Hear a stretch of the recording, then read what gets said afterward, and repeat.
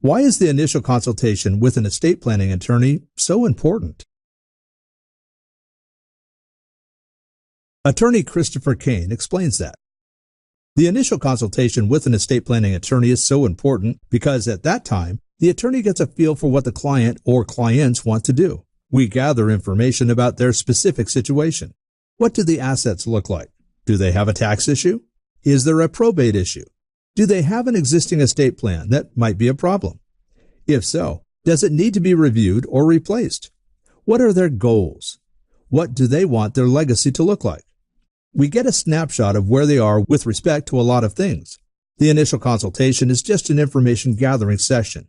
It's also a session where we get face-to-face and we figure out whether we like each other, to see if we want to do business with each other, see if the client likes the attorney and vice versa, to determine if we can get along. It's an all-encompassing session which covers a lot of ground. It might be a first impression session to see if the attorney and client work well together. A good attorney is going to see if they can help the client with the needs that they have. Contact attorney Christopher Caine for a case evaluation regarding family law, estate planning, or personal injury in Oro Valley, Arizona.